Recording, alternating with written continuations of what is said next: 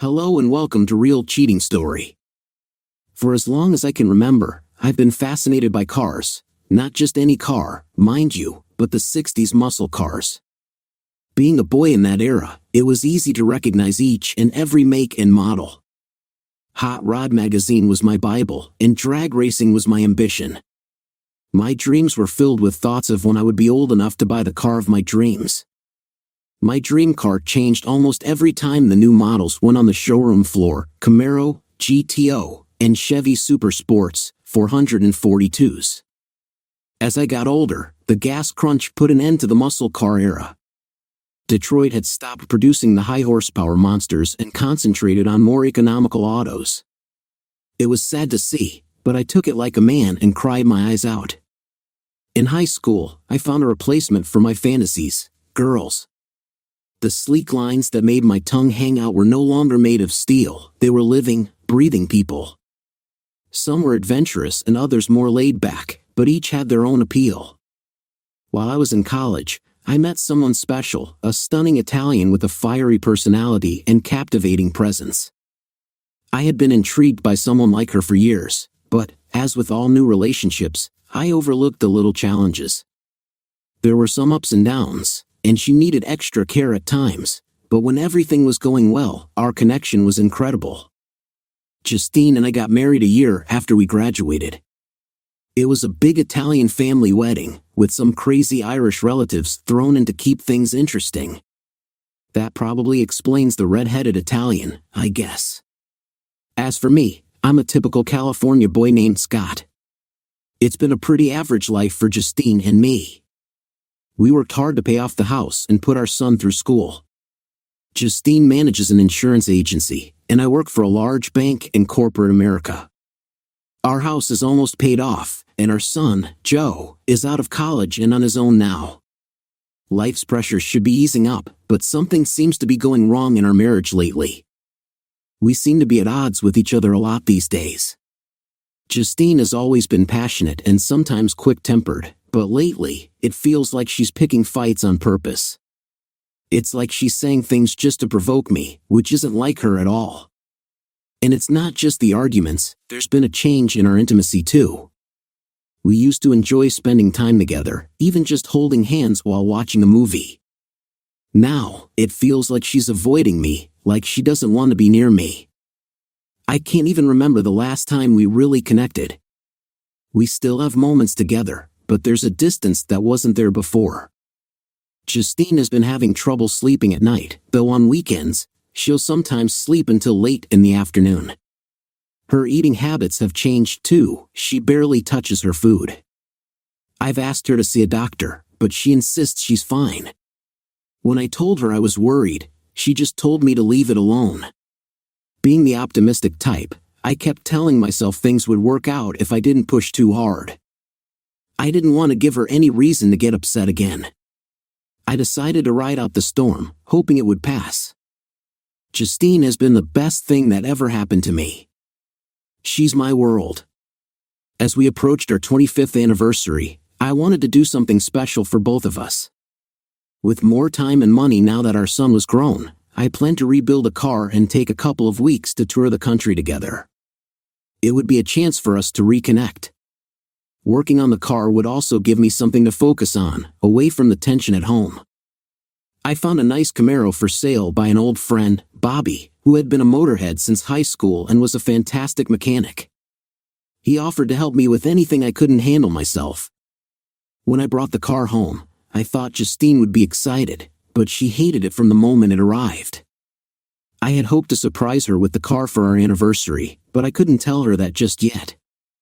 She saw it as a waste of time and money, constantly criticizing me for working on it. "If you wanted a car, why didn't you just buy one?" she asked. "Justine, this isn't just about a car. It's something I've wanted since I was a kid." "Oh, so now you want to be a kid again? Is this some kind of midlife crisis or something?" "No, but why do you begrudge me this?" "It's something I want to do." "Well, you spend all of your time out here these days, and this has to be costing a fortune." "You mean like those $200 shoes that you've never even taken out of the box?" How about the $800 dress you've never worn? That's different, and you know it. Why is that different? Did you come out here just to start an argument? If you did, you're in the wrong place. Building this car makes me happy, and God knows there's been precious little happiness around this house for the last few months. So just what the hell do you mean by that? You know exactly what I mean. I can't seem to do anything these days that pleases you. If anybody should be confused, it's me. I want to know where the woman I married went and who this person living in our house is now. Am I really that bad? To be honest, yes. I barely know who you are anymore. You're always upset for no reason, and it's like you've started treating me with disdain. Her face softened, and she sighed. Scotty, I'm sorry. I don't mean to treat you like that. It's just... I don't know why I'm doing it, she said, her voice trembling. Baby, I'm not saying these things to hurt you. I love you with all my heart. Do you think maybe we should see someone? Get some help? The look in her eyes told me I had probably gone too far. Scott, I'm not crazy. I'll be fine, she said softly, giving me a quick kiss on the cheek before walking back into the house. I knew then that things were far from over. She wouldn't just give up and let me win an argument that easily. Her heritage wouldn't allow it. After all these years, I knew when something wasn't truly resolved. Later that evening at dinner, the woman I married reappeared. It was wonderful to have her back, even if only for a few minutes. She sat with me, and we had a real conversation, reminiscing about some of the great times we'd shared. After dinner, we curled up together on the couch, and she leaned in close, softly kissing my neck and then gently brushing her lips up to my chin. Her hands found their way to the back of my head, and she kissed me tenderly. There was a surprising intensity in her kiss, and I responded, feeling a connection as my hands rested on her back. She pulled me closer, wrapping her arms around my neck. There was something both familiar and exciting in the way she leaned into me, and I could sense how much she was enjoying the moment. I gently kissed her neck, and the way she responded made me feel like we were reconnecting in a way we hadn't in a long time. The evening was full of tenderness and warmth, bringing back a glimpse of the closeness we once shared. As we sat together, I was reminded of the love that had drawn us together all those years ago. For the first time in what felt like ages, she fell asleep in my arms. It was a moment of peace, though I knew there would still be challenges ahead. After months of hard work, the Camaro was finally coming together. The engine was nearly done, and the car looked stunning. I was planning to give it to her in time for our 25th anniversary. I spent the weekend working on the last few details, wiring, hoses, and belts. By midweek, the Camaro was purring like a kitten. I was proud, hoping she would appreciate the love and effort I had poured into it, and maybe, just maybe, our relationship could be restored, just like the car. Friday came, and I was excited about our anniversary the next day.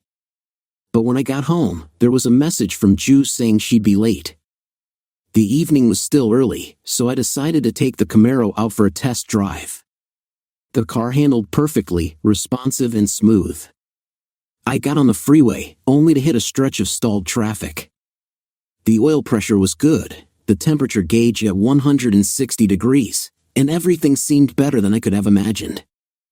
While waiting in traffic, I glanced over at the car next to me. To my shock, the driver had a woman's head in his lap.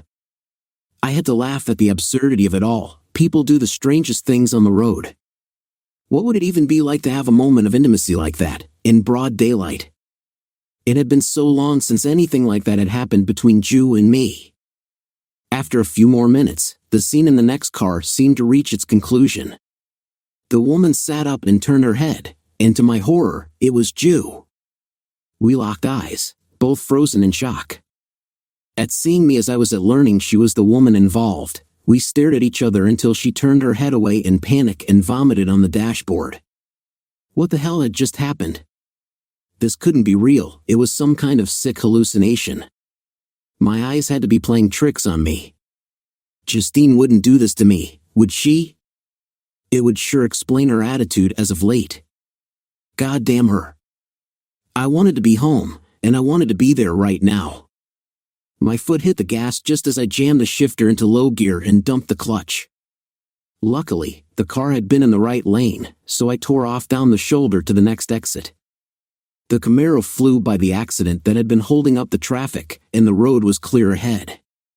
I swerved back onto the pavement just as I hit second gear. I forgot about going home altogether when I shifted to third. The car was doing about 70, and at 90, I pulled the shifter into fourth. The Camaro had hit its stride at 120, where the speedometer stopped keeping track. A couple of exits later, the highway patrol tried to chase me, but I floored the gas pedal and pulled away from them.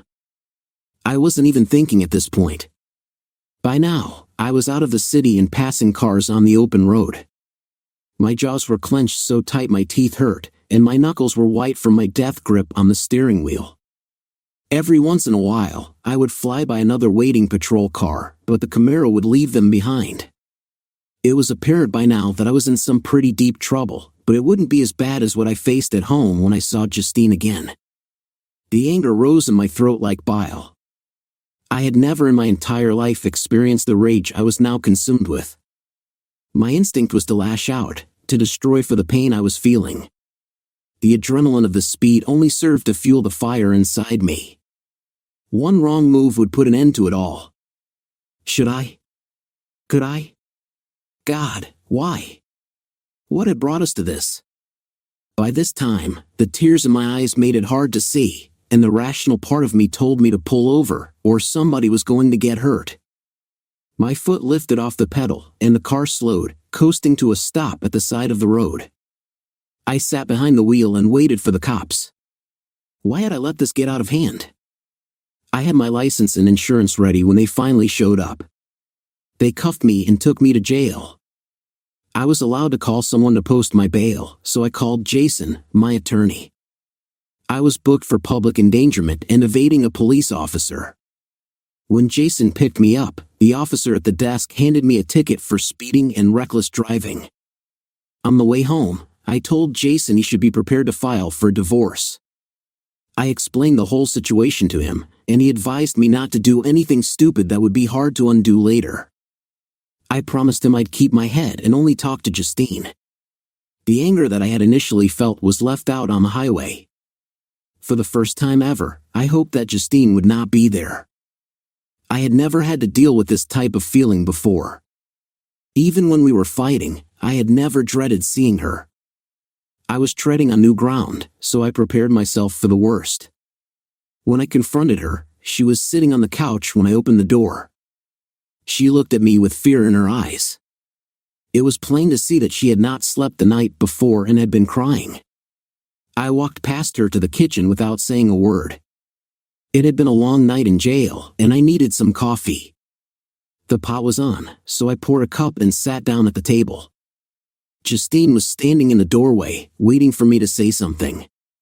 "Do you want some?" I said, nodding to my cup. "No, I've had enough." "So, Justine, how did we get to this place in our marriage?" "Scotty, I never meant to do anything like this. It just happened." "What part do you mean just happened?" "The end of our marriage? The affair?" "What part, Justine? Which part just happened?" I said, raising my voice. "All of it. I can't explain it to you. I don't know why myself. I don't buy that. Things have been going downhill for a long time now. You didn't wake up yesterday and decide to put an end to us, did you? Is it over now, Justine?" I asked, with as much control as I could manage. "Don't keep saying it's over, Scotty. I love you." "You have to give me a chance," she said, breaking down into tears. "A chance to do what, Justine? What's next?" "The only thing you haven't done is say it's my fault." "Is that next?" I couldn't look at her anymore right then. I went to the spare bedroom and closed the door. Sleep wouldn't come. My eyes were fixed on the ceiling. The white plaster was like a movie screen with a never-ending loop of Justine with that other man. I wanted it to stop, but no matter how hard I tried, it wouldn't go away. God, what a wonderful way to spend your 25th anniversary, alone, with a broken heart. After 2 hours of that endless mental torture, I got up and went to the kitchen for a drink. Justine was still sitting at the table, though she seemed to be lost in her own world. She didn't move. It was as if she had been cast in stone. I wanted to scream at her in that moment, but oddly, out of pity and love, I wanted to hold her and comfort her at the same time.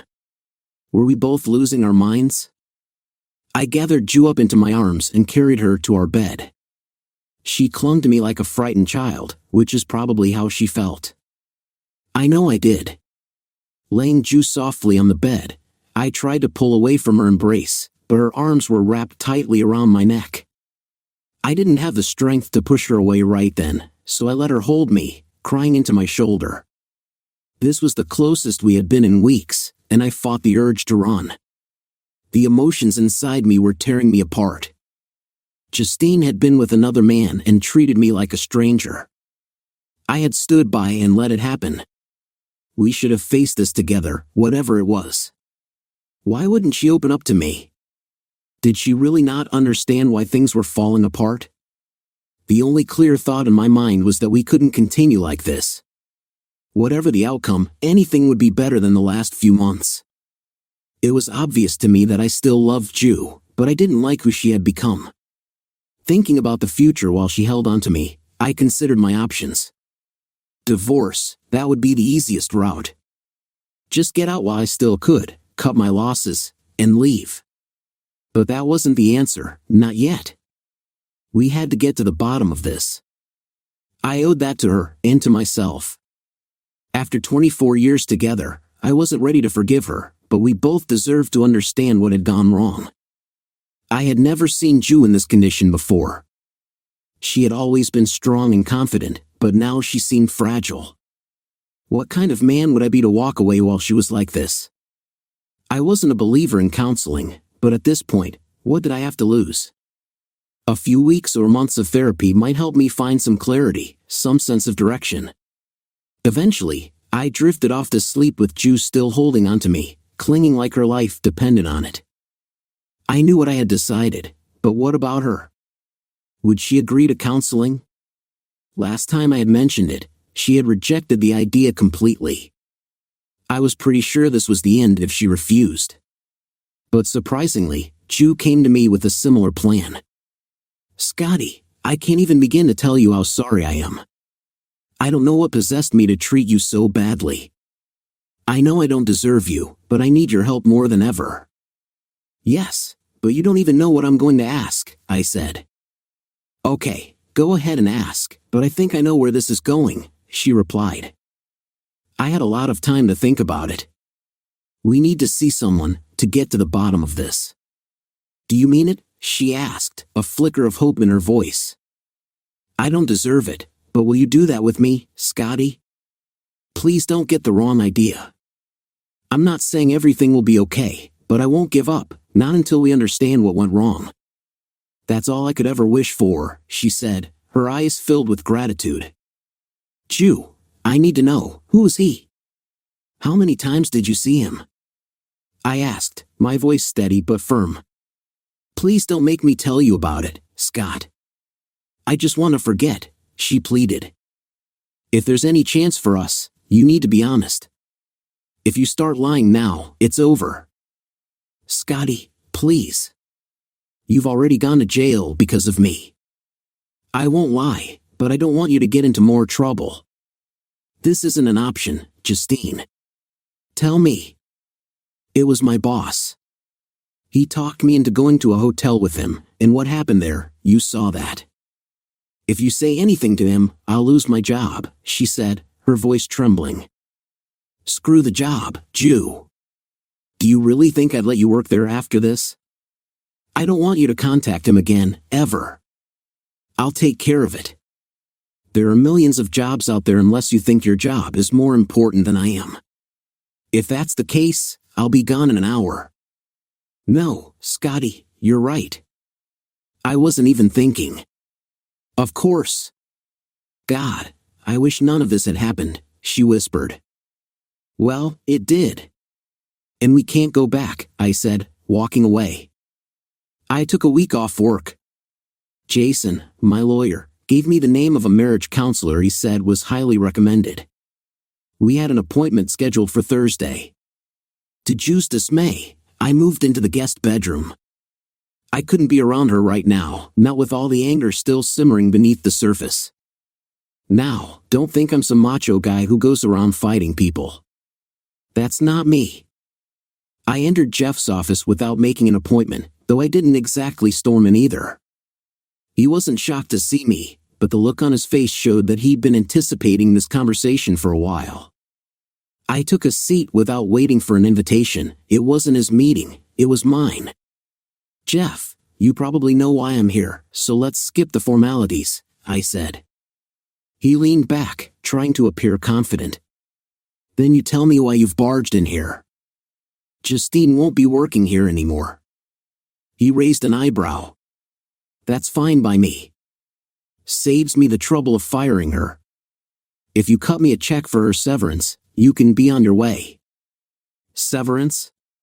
You must be out of your mind. Not the first time someone said that, I replied. But I think it would be in your best interest to pay up, say about $250,000. That should cover it. You're crazy, Jeff retorted, his voice rising. I won't pay you a dime. She came on to me. Going to the hotel was her idea, not mine. Besides, it's her word against mine. You can't prove anything. Oh, and don't forget about what I saw in your car that day. Think your wife would appreciate hearing about that? You leave her out of this, he barked. She's got nothing to do with it. Then write the check and we'll leave her in the dark. Trust me, you don't want this escalating. You really want Justine's family involved? What does her family have to do with this? Jeff snapped, his agitation showing. Oh, didn't you know? Justine's family is very Italian and very well connected, if you catch my drift. Jeff's face paled. You're full of... Okay, don't say I didn't warn you. You've got until next Friday. If I were you, I'd make sure your life insurance is up to date. Get out of here, he spat.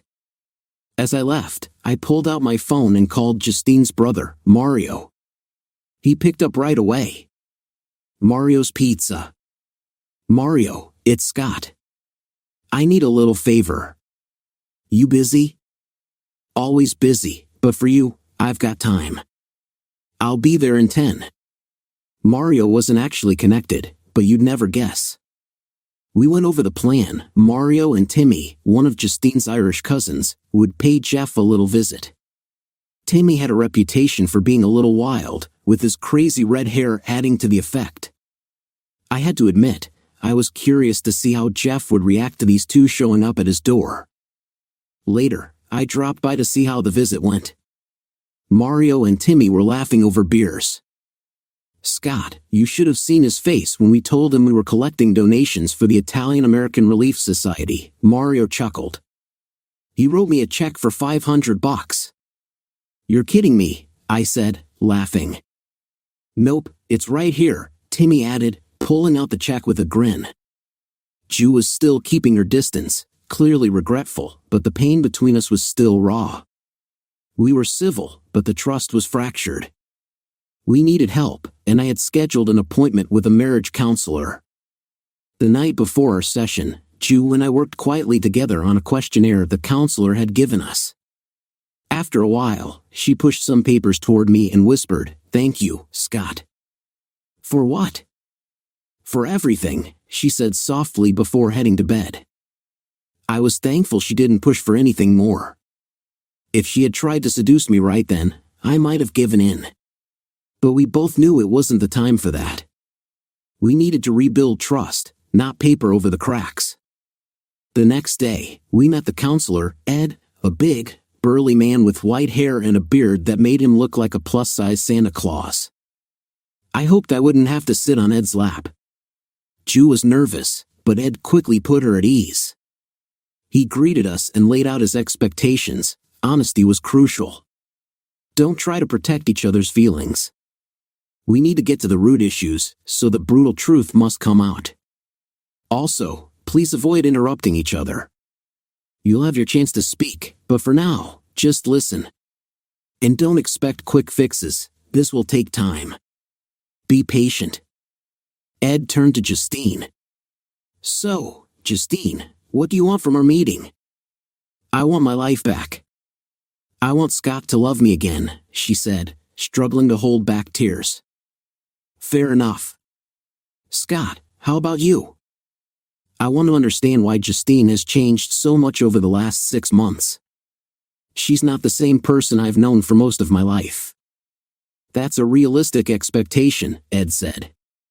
But how do you envision this resolving at the end of our sessions? It depends on how things unfold. I'm not going to pretend I know what's going to happen, I admitted. Ed nodded. I've studied both your profiles, but I want to hear from you. Are you committed to working through these problems, or are you here to resolve your own fears and doubts? Do you want to fix your marriage? Are you saying I'm not here for the right reasons? I asked, feeling defensive. No, not at all, Ed said. From what I've gathered, Justine wants to repair the marriage. What I'm getting from you is that you want to understand why it broke down, but I'm not seeing much about whether you want to fix things afterward. It felt like a slap in the face.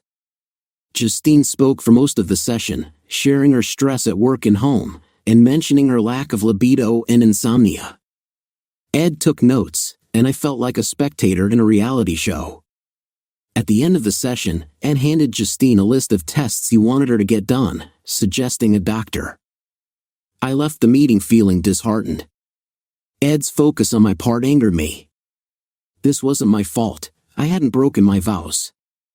I was there to support Justine, who needed help. Justine left Ed's office with hope, while I left with confusion. I decided to hit the bar. After a beer or two, and reflecting on my night in jail earlier that week, I needed solitude. I drove the Camaro towards the mountains on the scenic road, the winding curves providing a brief escape from my thoughts. The serene drive helped me leave my troubles behind, at least for the moment. When I got home, Justine was waiting for me. Scott, can we talk? She asked. What now? I thought. Sure, I'm going to get a Coke. Would you like something? No, thank you, she replied, waiting for me to return. I sat down, bracing myself for what was to come. Scott, I've been thinking about the session with Ed, Justine said, her tears streaking her mascara. I'm scared. He asked you something today that I never considered. Please, Scott, I need the truth. Are you going to leave me? I struggled to answer. Justine, I can't even begin to answer that right now. A lot has happened this week, and over the last 6 months. Some things I'll get past, others might never go away. I haven't had much time to process it all yet. I love you, she said softly. It might not have seemed like it lately, but please believe me, it's true. I'd like to tell you that I'll never hurt you again, but I can't, Justine said. It's not that I want to do these things to you, they just happen. I know you don't understand what's going on, and honestly, I don't either. She took my hands in hers, pausing to take a deep breath before continuing. I hate myself for hurting you. I would do anything to take it all back.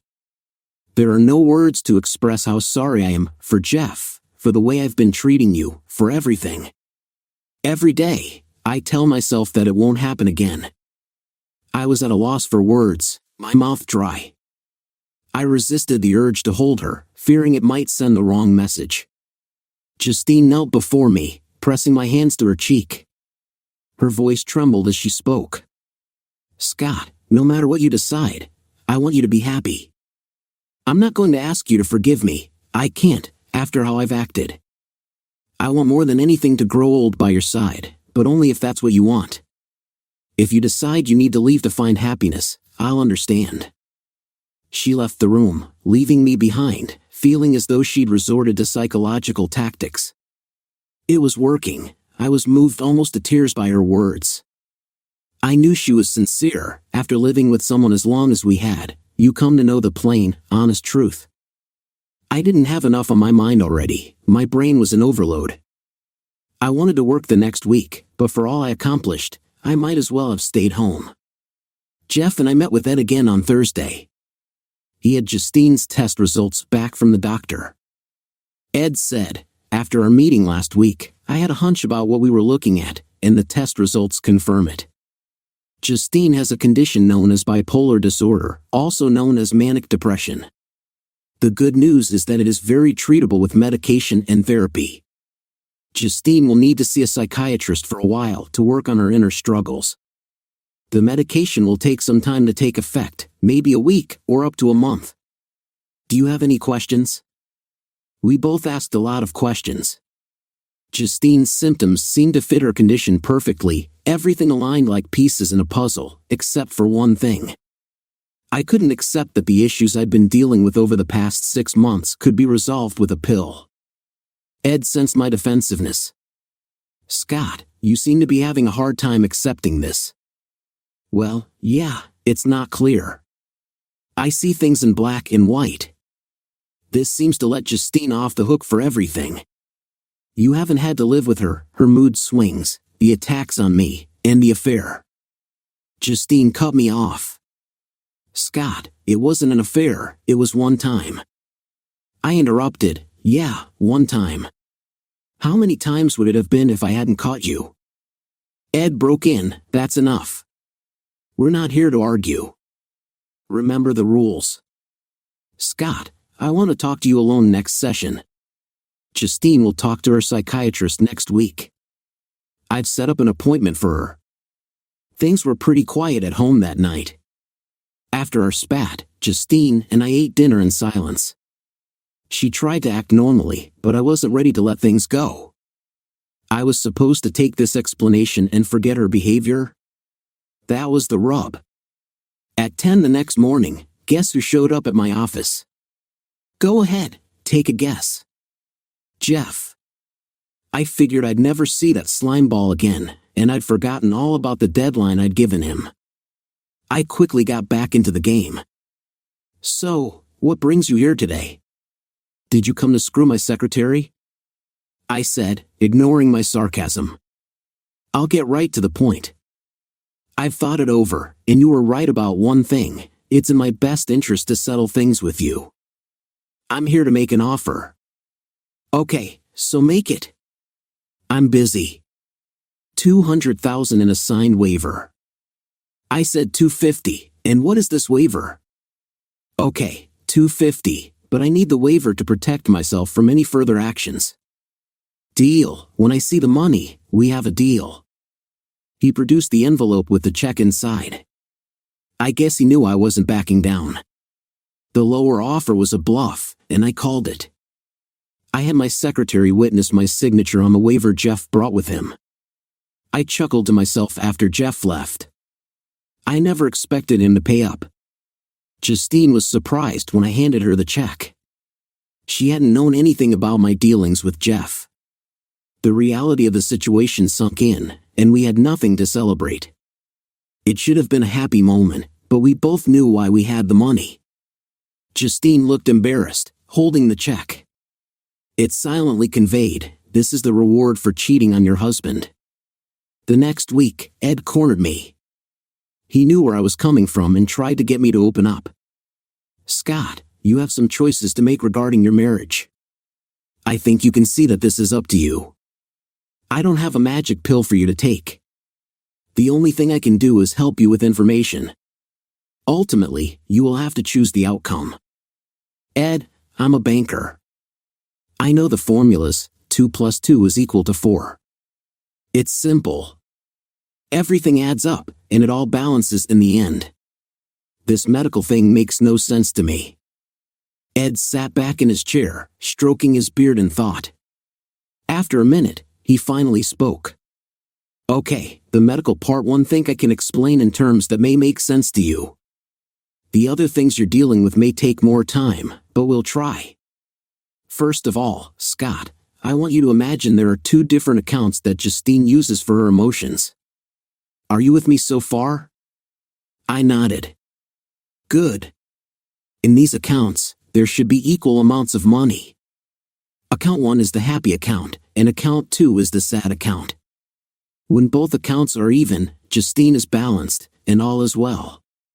When either account is less than the other, Justine is manic or depressed, respectively.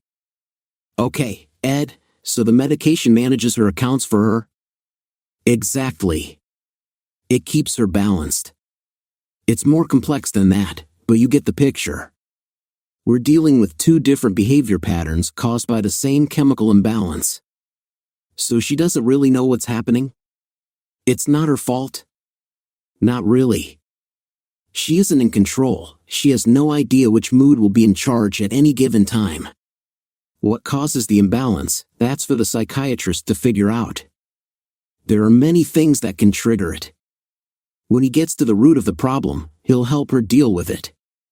Will she be the same again? I asked. Well, you have to define what you mean by the same. Will she be well? I think so. The same as before? No, I don't think either of you will be the same. Your relationship has been traumatized, and there will be scars for a long time to come. I'm not saying they won't heal, but it won't happen overnight. I guess that's what I fear the most. I want what we had, not something new and unknown. Scott, you better get used to that idea. Whatever you choose, you'll be treading on new territory. If you choose divorce, you'll be starting a new life on your own. Reconciliation will be much the same, you'll be rebuilding your life, but Justine will be helping you. Ed, I just don't know how to forget the hurt. You may never be able to forget it completely, but the memories will fade. Scott, as a banker, do you lose all faith in a mutual fund when it drops a point, or do you watch it closely and protect your investments? You have a huge investment in Justine. Don't make any snap judgments. I'll be out of town next week and would like to see both of you in 2 weeks. Try to rationalize all of your problems. I think you can eliminate a lot of what's on your mind. It was time to get away. I needed time alone to sort out my feelings. It was too hard to think with Justine around me. I packed a few things into the Camaro and said goodbye to Justine. As I got into the car, I could see the pain in her face. Would this be the last time we parted as husband and wife? I was off to Reno, not for a divorce, but for the car show I had wanted to attend for years. Hot August nights brings car enthusiasts from all over the country. Over 5,000 antique and muscle cars would be there, and my Camaro would be one of them. The city was covered with hot rods. I should have been in heaven, but I felt a pang of sadness because most of the spectators were couples, guys cruising with their best girls and couples holding hands, reminiscing about their younger days. I was suddenly sad that I had no one to share the experience with. Justine would have loved this. Saturday night, everyone in the city was partying except me. I was sitting alone in my room, feeling sorry for myself. I was about to call Justine, partly because I promised I would and mostly because I missed her. I don't know why, but I changed my mind. In an instant of self-pity, I left my room and went to the hotel bar. Have you ever wanted to be by yourself but not alone? It was the way I felt that night. I was becoming a basket case. My world was crumbling, and I couldn't seem to hold it together. I'd been telling myself for weeks, Scott, be strong. You can do this. It's just a phase. But I wasn't so sure anymore. I was drinking whiskey as fast as the bartender could serve it, feeling pathetic, a middle-aged man sitting alone at a bar while everyone else was having a good time. A few minutes later, I found that not everyone was enjoying themselves. Well, actually, she found me. I suppose that two people in the same mood among all this partying were bound to collide. She was every bit as drunk as I was, which was next to unconscious. We mostly stared at each other for the better part of an hour. So, what's your story? She slurred. I really don't want to talk about it. How about you? Would you rather drink or talk? Talk. Okay, shut up and order another round, and I'll talk.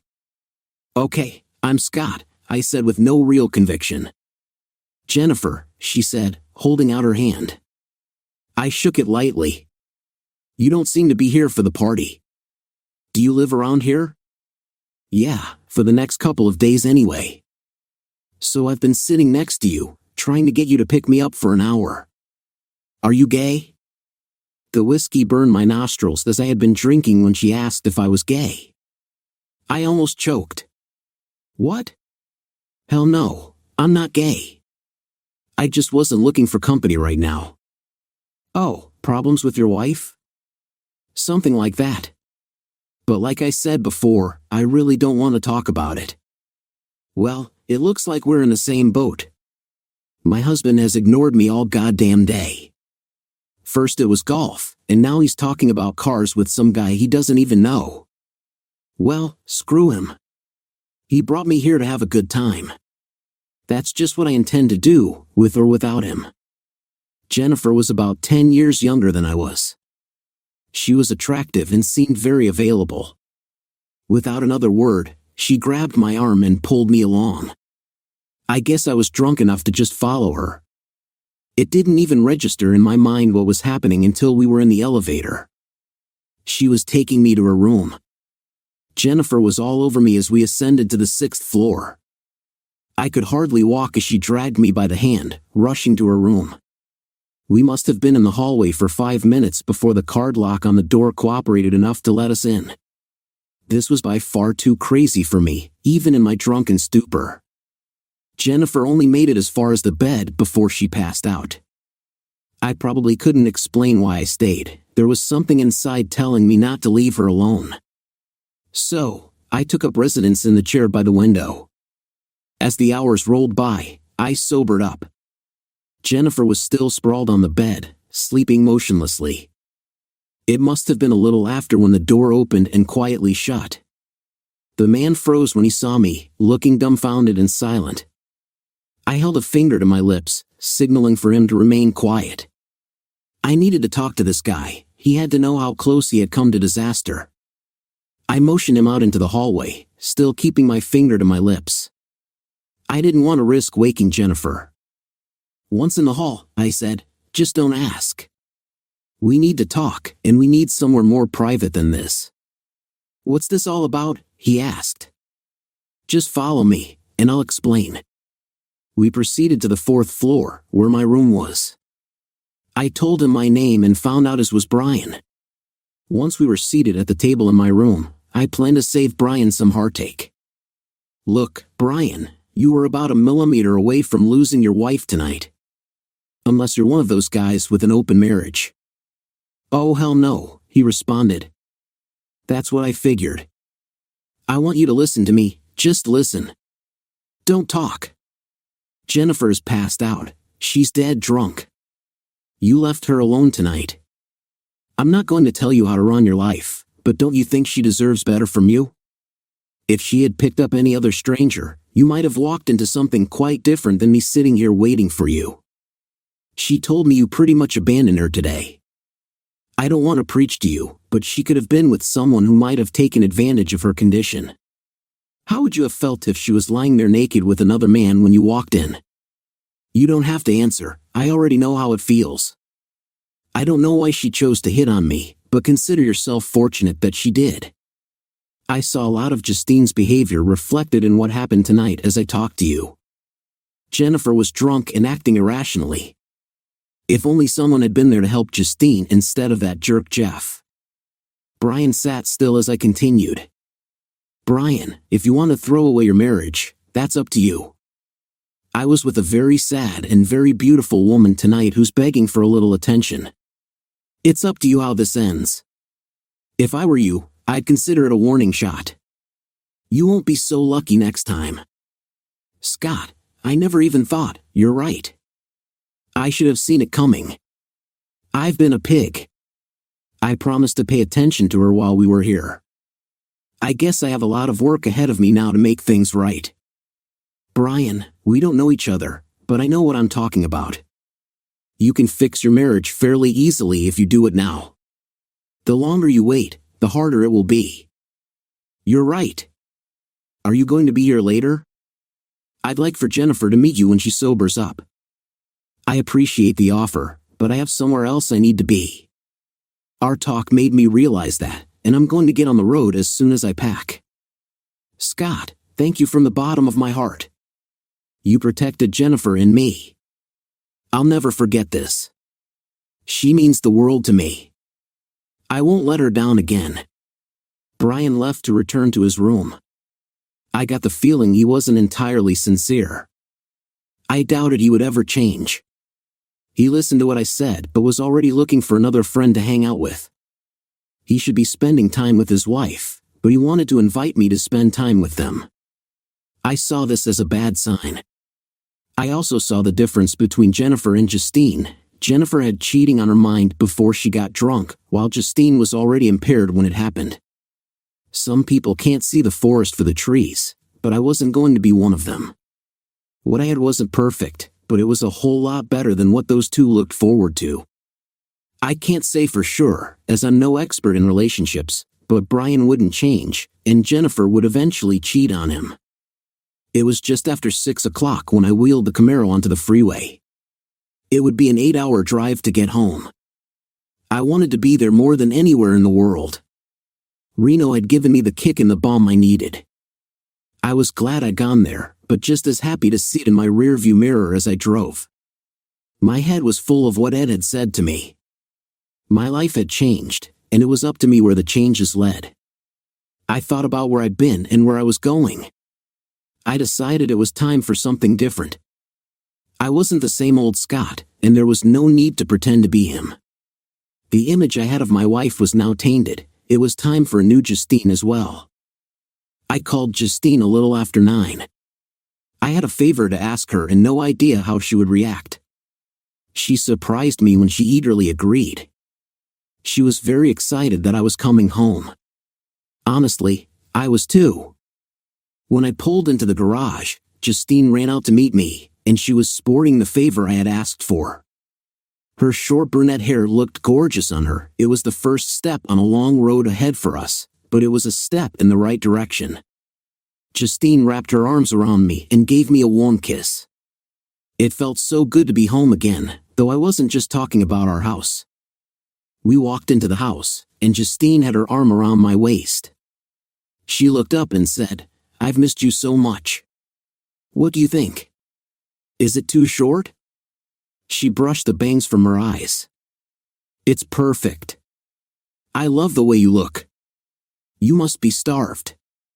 Would you like a sandwich?" she asked as I sat at the kitchen table. "That would be great. I haven't eaten for a while. Is turkey okay?" "Yeah, that's fine. I have some things to ask you." I had a lot of time to think about us on the drive home. "I'm listening." "I've decided to quit the bee." "Okay. Would you like some soup with your sandwich?" "Did you hear me?"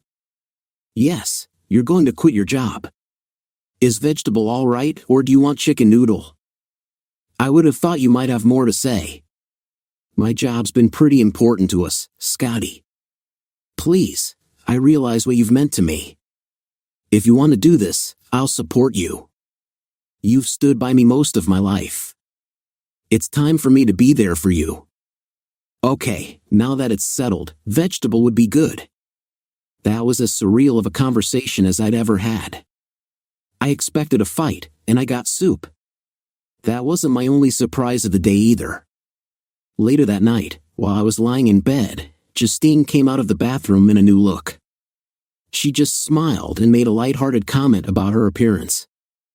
I had been tired, having not slept for close to 2 days, but as exhausted as I was, we found our way back to intimacy.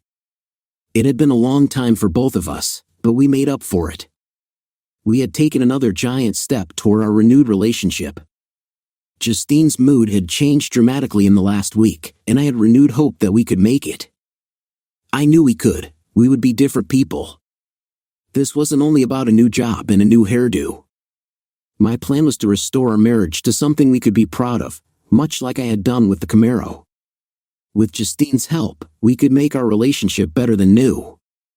When we visited Ed on Thursday, he was genuinely surprised by the progress we'd made in the last week. The session was scheduled to start a dialogue between Justine and me, but as we told Ed, we were already a lot further along than that. I had moved back into our bedroom, and we were communicating better. Justine had not shown any of her previous issues since starting medication. We talked a little about my trip to Reno and the turning point in my attitude. This was the first time Justine had heard about Jennifer. "Yeah, she picked me up in the bar," I said. Justine looked over, and Ed asked, "Did you ever consider what might have happened?" "Absolutely." I was very intoxicated when we got to the elevator. I realized what was happening. This was all new to me. I don't usually get picked up by strangers. I was a little slow on the uptake, but by the time we got to her room, my brain got back into the game. I could have easily slept with her, well, maybe not in the condition we were in, but if the situation had been right and she hadn't passed out, it could have happened. Justine looked at the floor and asked, "Why didn't you?" I wouldn't have blamed you. Probably a lot of reasons, but the main one was you. I remember the pain I felt when I saw you. I was sober enough to know it was wrong and that I had commitments to you, wedding vows, a lifetime together, our son, and the promise to stand by you while you worked through your problems. I still loved you too much to hurt you. Justine was crying now, and I said, "You've got to quit beating yourself up over this. I forgive you. If you can't let it go, it will never be over." Ed smiled. "I love my job when others do all the work. Scott, I'd say you've come around now. I think you've concluded that life isn't as simple as yes or no. There are a lot of ifs and maybes. We can't always make decisions based on what we see. There are circumstances to factor in. Ed, you've taught an old dog a few things. Justine and I will be making some big changes, not only in our relationship but in our lifestyle as well. We've talked about how we were secluded in a way we didn't even realize. There is so much more out there to experience, and we want to enjoy our time together." "Justine, how do you feel about all of this?" asked Ed. "I couldn't be happier. Scott has been so wonderful. I've put him through hell, and he still loves me. I'm actually looking forward to new adventures with him." "How are you doing with your therapy?" "Well, I've only had a couple of sessions, but I'm opening up a little more each time. The doctor feels that we are making progress." "How have you been feeling overall?" "I can honestly say I haven't felt this good in years." "Oh, by the way, I like your new hairstyle," I said to a now blushing Justine. Ed had scheduled us for a checkup in a few months. We were doing well, and he felt no need to continue our weekly meetings. We spent the rest of the day doing the things we did when we were dating. We ate lunch at a burger joint downtown, and the fries were so greasy they were hard to hold. It was great. We saw an afternoon movie. Neither of us could remember the last time we'd even been in a theater. The back seat of a car is no place for old folks, but it was fun and brought back a lot of memories. When my early retirement came through, we sold our house in the suburbs. I thought Justine would have a hard time with it, but she never even looked back. We moved to a small town outside of the city. Justine found a great house on a few acres, and I loved it. I started construction on the shop right away. Yep, we started our own restoration business. With a great deal of work, Bobby's help, and Jeff's money, we build and restore hot rods. Justine manages the office, and I try to stay out of Bobby's way. Well, as the boss, isn't that what they do? The shop is doing very well. It allows Justine and me to travel a lot. We look at cars all over the country for new ideas. Justine still sees her psychiatrist. There was a combination of unrelated events that contributed to her meltdown. She had been abused at an early age by a relative, and there were issues about a failed relationship in high school. Justine turning 40 a few years ago compounded these, and when our son moved across the country, Justine's mind revolted. There's more to it and probably more to come, but we accept it and know what to look for. If anyone cares, I went to court for my road rage. I paid a stiff fine and had my driving privileges revoked for 6 months. The judge must have been in a bad mood, but it could have been worse. You should have been there to see Justine trying to learn how to drive the stick shift in the Camaro. It was hilarious. She caught on pretty quick. I don't think I'll ever get to drive that car again. Justine tells me it's hers now, and I should build my own. I might get it done before I get my license back. I have my eye on a sharp 71 Barracuda. Was I too easy on Justine? Probably. Do I regret it? No, not one bit. She was worth the risk. I learned a lot in the last year. It wasn't all good either. There were times I wanted to give up and let it all dissolve. But today, I'm thankful that I didn't. Each day with Justine is more precious to me than gold. She isn't only my wife, she is my lover, my best friend, and my world. Anyway, I found if I would have done anything to hurt her, I probably would be sleeping with the fishes. Timmy would have had me whacked. Mario may not be connected, but Tim, that's a different story altogether. Dear listeners, please share your thoughts in the comment section below, and don't forget to like, share, and subscribe.